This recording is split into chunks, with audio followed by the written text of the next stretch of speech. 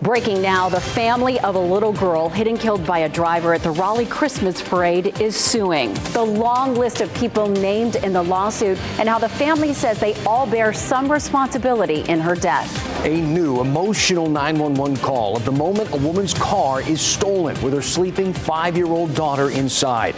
Hear from the people who saw it happen and how police were able to rescue the little girl. From sunny to soaking, what Futurecast models are showing about the new timing of the 8th weekend of possible showers and storms. And we begin with breaking news. The family of a little girl hit and killed during the Raleigh Christmas parade has filed a lawsuit in connection with her death. Thank you for joining us. I'm Deborah Morgan. And I'm Dan Haggerty. The family of Haley Brooks is suing the driver accused of hitting her, parade organizers, her dance company, and the float maker. This is a lengthy lawsuit, about 50 pages or more. Mark Boyle has been leafing through this. He joins us now in the WRAL Live Center with what we have learned, Mark. A lot of new details here at 7 o'clock, Dan, after looking through the more than 50 pages in this lawsuit about the death of Haley Brooks at the Raleigh Christmas parade. These are the people and organizations named in the lawsuit, circled in yellow here. Landon Glass, that's the suspect here. CC and Company, Dance Complex, Greater Raleigh Merchants Association, Shop Local, and D&L Floats. I have two different slides and quotes from this lawsuit. Let's go with the first one right now. So this is right from these court documents. This action is brought to ensure that those responsible for Haley's death are held accountable and to ensure that no other child or person is hurt or killed by the recklessness of those entrusted and responsible for the safety of the children and attendees at this Raleigh tradition. In this next graphic here, this is more information about the details. They say it was just chaos. Defendant CC & Co. was so disorganized and unprepared from a safety perspective that its staff could not even determine Haley's identity after she was struck and killed. When Wake EMS personnel took her to the hospital, they classified her as a Jane Doe. That happens when somebody goes to the hospital and there's no identity. So a lot of new information coming out of these court documents, much more on our website, WRAL.com, and we're pouring through all of this and the meaning of it going forward, coming up for you tonight on Fox 50 at 10 and WRAL at 11. Incredible new information coming out of that. Thank you, Mark. Taking a live look now, the dual Doppler 5000. We're tracking some rain in parts of our area ahead of a system bringing widespread showers later this week. Meteorologist Mike Mays is in the WRAL Severe Weather Center with the details. Mike? Deb, we've been watching this rain since about 4 o'clock. It was in South Carolina. It has built up north here into the Triangle area and west toward over toward Chapel Hill and Pittsboro, also into the Sand Hills. Futurecast showing that continuing this evening till about 11 o'clock or so. So if you're going to be heading out and about, make sure you have some kind of rain gear overnight. The weather does look dry, and we wake up tomorrow morning to dry weather with partly cloudy skies at 7 a.m. But take a look at the rain chances. 20% tomorrow, 20% on Thursday, but by Thursday night up to 40% chance, 80% for the day on Friday. Friday night, 50% chance. So definitive soaking coming here, and there may be another one following behind that for the day on Sunday, and we're trying to determine whether or not Friday could end up being a WRAL weather alert day. Coming up in less than 15 minutes, we're going to track that Friday system with Futurecast. Deb? All right, Mike, see you then. Tonight, we are learning much more about what happened before and after. Police say this man stole a car from a Chapel Hill shopping center with a sleeping 5-year-old girl inside. That kidnapping sparking a statewide Amber Alert and the frantic search for this adorable little girl, 5-year-old Ariel Williams. In the last 2 hours now, we're hearing an emotional 911 call from the moment her mother realized she was gone. I told her my baby's in the car. My baby's in that car. My baby's in that car. Unbelievable. You can only imagine what she was feeling. WRL's Chelsea Donovan spoke with people who witnessed this all unfold and how authorities tracked down the suspect. It was here around 8:30 last night where a mother and her 2 children went inside to get some dinner. She left her car in the parking lot with her 5-year-old daughter asleep inside. When she came out, that SUV with her daughter in the back was snatched. With his hands in his head tucked inside his shirt, 28-year-old Dustin Oakley appeared in court today on a long list of felony charges stemming from an incident that started in this parking lot in Chapel Hill. There was a lot of car action, I would say, but I wasn't really I didn't really think anything of it because this is a busy shopping area. This is surveillance video of Oakley inside the Twisted Noodles restaurant last night. He came in around like 8 p.m. and he asking me like, can you donate me some money? He left empty-handed and walked next door, according to authorities, hanging out outside of this Jersey Mike's where a mother and her 2 children were inside getting dinner. On the surveillance video from the Jersey Mike's, you can see a white male, later identified as Mr. Oakley, pacing in front of the Jersey Mike's. Suddenly, a car belonging to that mother vanished. At some point, Ms. Pierre turned around and realized she could no longer see her headlights. Witnesses described the scene that unfolded. The mom was she was really devastated. She was screaming for her daughter. And police believe Oakley stole the car with the child inside and drove it an hour away to the Sheets in Lillington. An Amber Alert was issued. Police tracked it 2 hours later due to the mother's cell phone still inside. The Lillington Police Department received a 911 call from an individual who reported that a guy that he knew just tried to sell him a Dodge Durango. Oakley was then found hiding behind a dumpster, the 5-year-old girl safe inside. when I saw that she was found, I was like, oh my gosh, like I could actually fall asleep at night. Oakley has past convictions for hit and run, reckless driving, and eluding arrest. Chelsea Donovan, WRAL News, Chapel Hill. Police say a woman hit a motorcycle on the NC State campus on purpose. They're calling it a road rage incident. Officers say the suspect and a motorcyclist got into an argument. During the heated conversation, the car hit the motorcycle twice at Partners Way and Main Campus Drive and then drove off. The victim was not hurt. The suspect is described as a woman driving a silver to gray Mazda Miata with temporary tags. If you have any information on the vehicle, campus police want to hear from you. The Orange County Sheriff's Office is investigating an assault at Orange High School. A student felt a blow to the back during a class change yesterday afternoon and then had to be transported to the hospital. The Orange County Sheriff's Office confirms a juvenile petition has been taken out and a student has been detained for the assault. Due to the person's age, their name is not being released. Broadcastify radio traffic shows Orange County EMS responded to the school just before 3 p.m. We responded to a 17-year-old female with a wound to the back and the nerve is conscious, alert, and breathing. An email from the school's principal to families last night said the school had extra security on hand there today. A crisis team was also on campus for counseling and support. The district says there is no ongoing threat related to this incident. North Carolina has lagged in mental health metrics for years. Youth suicides have doubled in the last decade, and resources to treat mental health have been scarce. But as WRAL's Shelley Jackson explains, some state lawmakers are trying to change that. State lawmakers in the House filed a bill that would overhaul North Carolina's mental health system. And it was a long road to get there. For all the people that didn't understand why we did Medicaid expansion and a lot of us had fought it for the last 10 or 12 years, and then all of a sudden we decide that it's the thing to do. After a decade of debate, North Carolina lawmakers voted last month to expand Medicaid in the state. Under the American Rescue Plan, North Carolina will receive an estimated extra $1.75 billion in cash for expanding Medicaid. And today, a bipartisan group of lawmakers laid out the need and how they would spend $1 billion of it. North Carolina has approximately 300 fewer state psychiatric hospital beds available to patients because we cannot staff these beds. At the same time, on any given day in North Carolina, we have over 300 individual patients in an emergency room awaiting care. The plan would invest in 3 key areas. $225 million would be allocated to improving access to behavioral health services. Medicaid reimbursement rates for behavioral health services have not been updated in 10 years and do not reflect the actual cost of providing care, leading to fewer providers. $200 million to building a statewide behavioral health crisis system, and $50 million for telehealth programs and a centralized bed registry. The mental health care crisis in North Carolina has forced lawmakers to work across the aisle.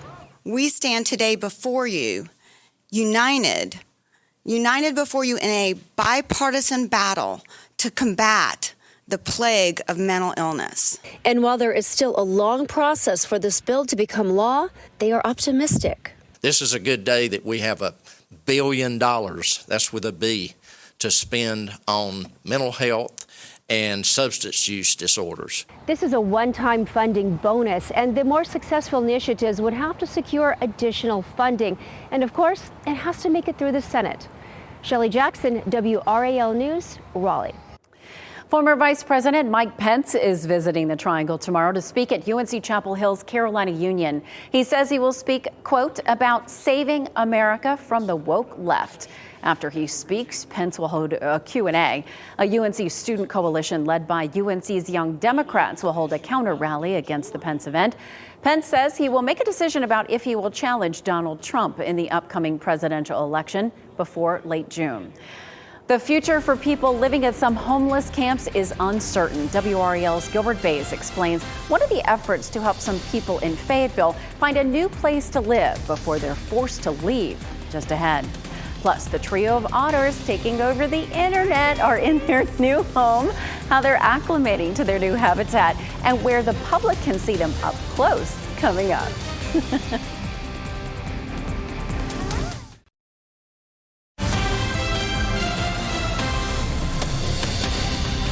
I'm Chris Lovington in the WRAL Live Center, stepping in for Mark Boyle. Definitely want to show you this video right here. This is from our photojournalist out on the scene of a crash that is here that is involving both an ambulance and a motorcyclist. Now, we are trying to get more information in regards to what specifically happened here, but I can tell you a little bit about what we saw in the video. Again, you can see that the police are out there, and we did ask, our photojournalist asked specifically if there was anyone who actually died here. But if you look at the video, you can clearly see that the medical examiner's office has a representative that's there. So again, trying to get more details with it in regards to this. And in terms of where this specifically is, this is on Barber Road and Laurelwood Drive in Smithfield. Again, our photojournalists out there saying that they did see the medical examiner's office and what they appeared to be a body being loaded into the vehicle. So we're trying to get more details from Smithfield Police, and as soon as we have that, we'll report that here on WRAL News. What a horrible situation. Yeah, thank you, Chris.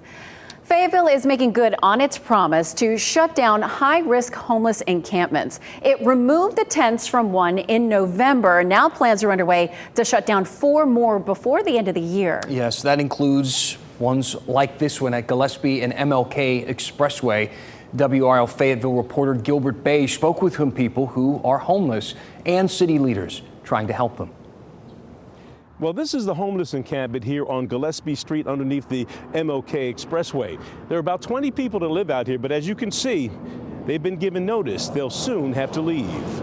Tents of all shapes, colors, and sizes dot the landscape at the base of the entrance and exit ramps to the MLK Expressway in Fayetteville.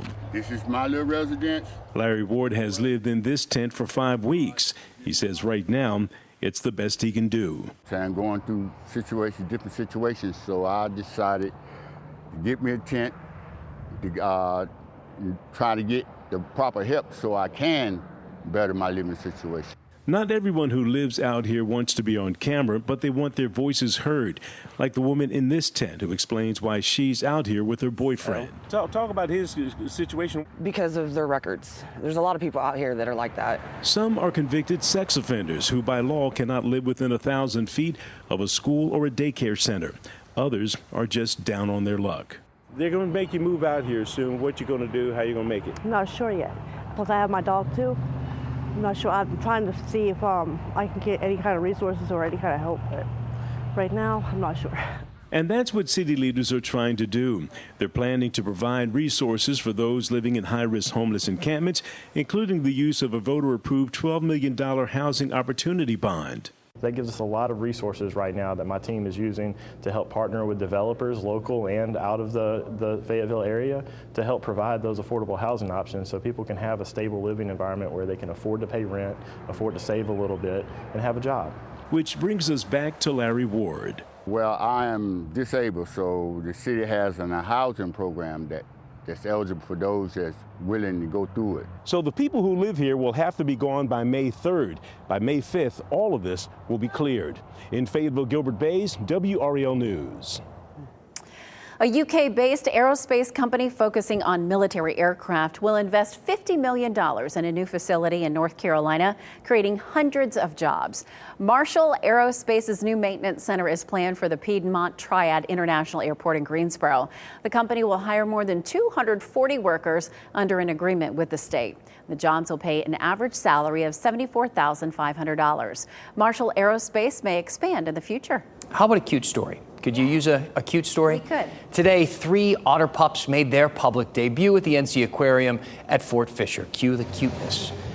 4-month-old Asian small-clawed otters, Gemma, Kai, and Ren. They joined their parents and siblings in the new habitat. Aquarium staff live streamed this exciting moment on Facebook. This means visitors now at the aquarium can see the family of 8 for themselves, all together and having fun. Look how cute those little guys are. The community helped name the otter pups. Did you notice they knew where the cameras were? Yeah. They know they're hams. Yeah, hamming it up there. So cute. Meteorologist Mike Mays joining us now in the WRAL Severe Weather Center. Mike, I saw those clouds building up earlier today, and now we're seeing some rainfall. Yeah, we were watching the rain coming in from South Carolina. Primarily, we were thinking maybe the Sandhills would see this rain, but it's built its way up north here in the Triangle. I've got a viewer who's over at the NC State ECU baseball game across the street. He said he's felt a few raindrops. Now they're on the radar. And over towards Sanford and Tramway, folks there are seeing some light rain as well. All this is shifting to the east. Will probably last until about 10 o'clock, and then after that will die down. But there's more rain on the way. Take a look at the WRAL Live Cam Network over toward Chapel Hill. There's rain in the area as well as Durham. Over Apex, some sprinkles as well. Sanford seeing some sprinkles. It doesn't look like it's going to be a heavy rain because the air is somewhat dry. So what's coming down, some of it will evaporate. So I'm thinking mainly just some light rain or sprinkles as we head through the next few hours. 64 at the airport, 66 Fayetteville, 59 Roxborough. It's a cool evening. But if you're in the Triangle area and point southward, make sure you have a jacket and an umbrella. And up till about 10 o'clock, some light rain is possible. Overnight, it's partly cloudy. We expect to wake up to the 40s again in the morning, so jackets will be needed as you step out.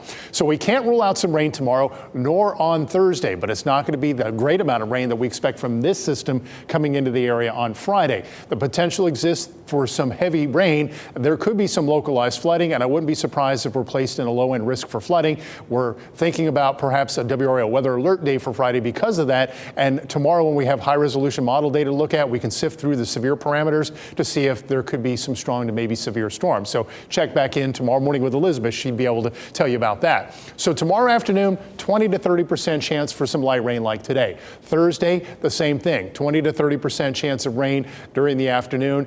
Thursday night, the rain picks up. Here comes that system. This is the European model. It's a low resolution model. Tomorrow we'll have high resolution model data to show you what it would really look like, or at least what we think it would look like, and the timing as well, and how much rain could fall. Models suggest up to an inch of rain. There's where that isolated localized flooding threat would come in. Friday afternoon at 4 o'clock, we still see showers, perhaps some storms. That warm front in the area makes me concerned because a lot of times when you have a warm front, you see a changing wind direction along that front that could lend to rotating storms. So that's why we were kind of thinking the possibility of a WRAL weather alert day for Friday. And then there's another system waiting in the wings that expected to come in on Sunday that could bring another soaking. So still cool tonight. Some evening rain from Raleigh southward. Overnight, partly cloudy skies, 40s for lows, and then variably cloudy tomorrow. Cannot rule out some sprinkles, maybe a light rain shower. 71 in Raleigh, 72 at Fayetteville. 7-day forecast likewise on Thursday, 73 with about a 30% chance for some rain. Friday, 80% chance for showers, maybe even a thunderstorm. 69 the high, 50% chance of rain at night. As of right now, Saturday still appears dry, 76, so at least you'd have one dry day. And Sunday, still the potential for some rain. And then Monday, Tuesday, Wednesday, Thursday, Friday of next week, that cooler air comes back. Below normal temperatures will become a mainstay for the short term. He's giving us one Yeah. dry. One. Yay, We get one Saturday. dry day. We'll take it. Yeah. Thanks, Mike. UNC and NC State have officially launched a new program for colorblind students and staff. Coming up, how this pair of Enchroma glasses is helping students and staff see the vibrant colors of the world.